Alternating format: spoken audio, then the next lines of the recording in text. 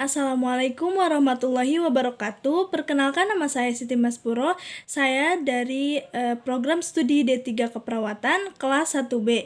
Alamat saya yaitu Jalan Tangkolo, RT 01 RW 05, Kampung Sampora, Desa Sampora, Kecamatan Cikidang, Kabupaten Sukabumi. Di sini saya akan menganalisis materi bahasa Indonesia untuk menganalisis kalimat. Nah, kalimat sebuah paragraf. Di sini saya akan membacakan dulu sebuah paragrafnya. Virus corona atau Severe Acute Respiratory Syndrome coronavirus 2 atau bisa disingkat yaitu SARS-CoV-2 adalah virus yang menyerang sistem pernafasan.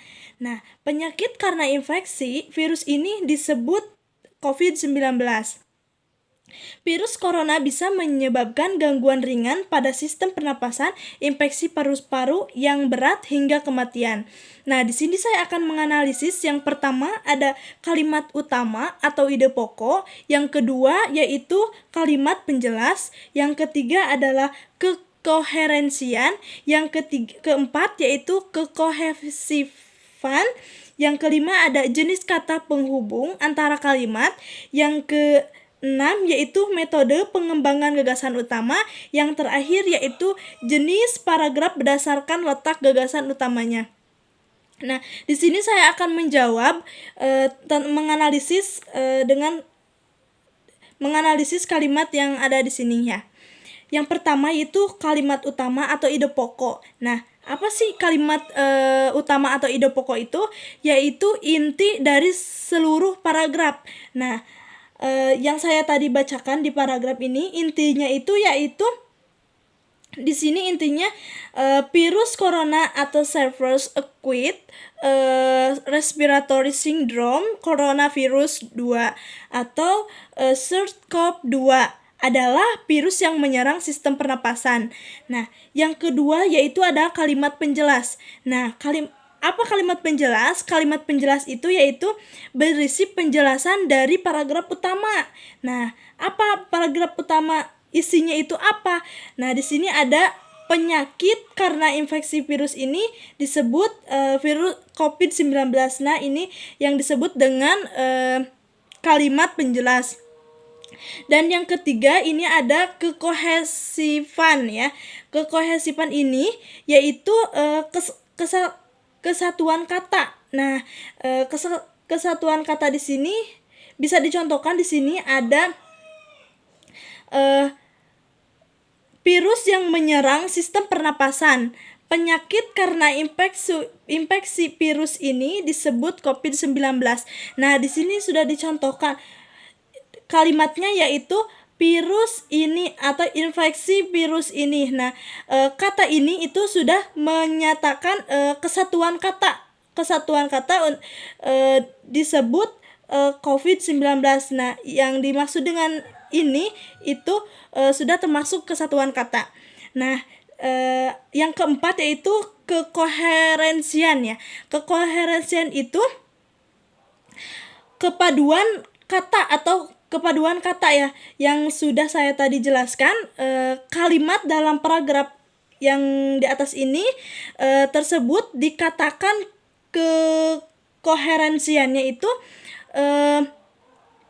karena kekoherensian di antara gagasan utama dikemukakan kalimat yang satu dengan yang lain. Jadi ini itu kalimat yang di atas ini sudah menjadi gagasan yang dikemukakan kalimat yang satu dengan yang lain.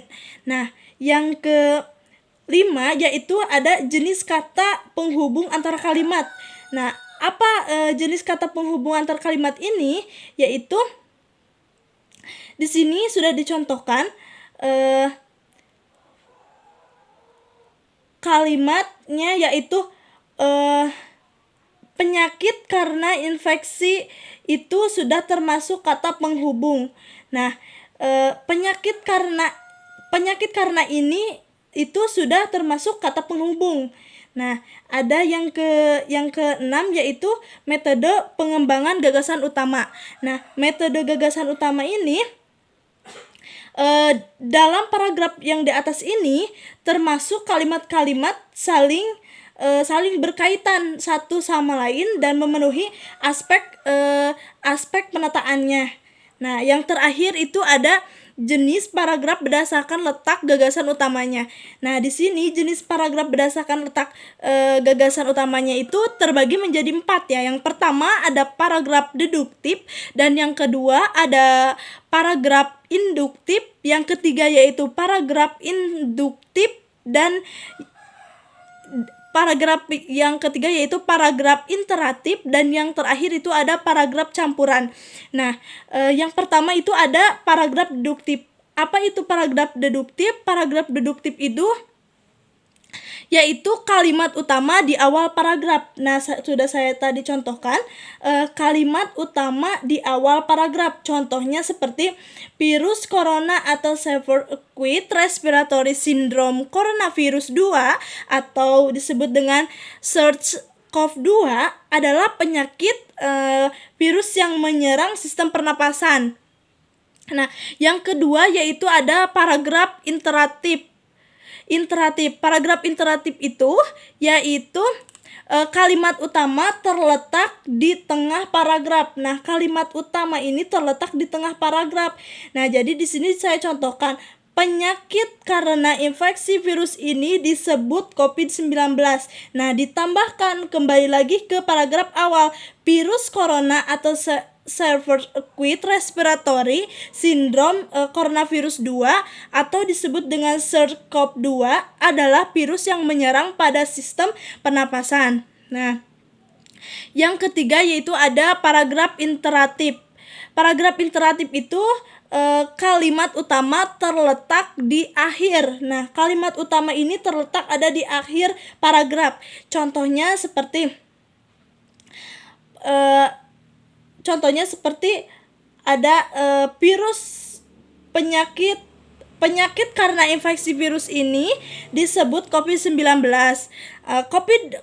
Virus corona bisa menyebabkan gangguan ringan pada sistem pernapasan, infeksi paru-paru yang berat hingga kematian. Nah, ditambahin dengan kalimat yang awal yaitu virus corona atau severe acute respiratory syndrome coronavirus 2 atau disebut dengan SARS-CoV-2 adalah virus yang menyerang pada sistem pernapasan. Nah, yang terakhir itu ada paragraf campuran. Nah, paragraf campuran ini yaitu kalimat utama terletak di tengah paragraf. Kalimat utama terletak di tengah paragraf. Contohnya seperti di sini ada penyakit karena infeksi virus itu disebut COVID. Nah, ditambahin dengan virus corona atau severe acute respiratory syndrome coronavirus 2 atau disebut dengan SARS-CoV-2 adalah virus yang menyerang sistem pernapasan. Nah, ditambahin dengan virus corona bisa menyebabkan gangguan ringan pada sistem pernapasan, infeksi paru-paru yang berat hingga kematian. Sekian dan terima kasih. Wassalamualaikum warahmatullahi wabarakatuh.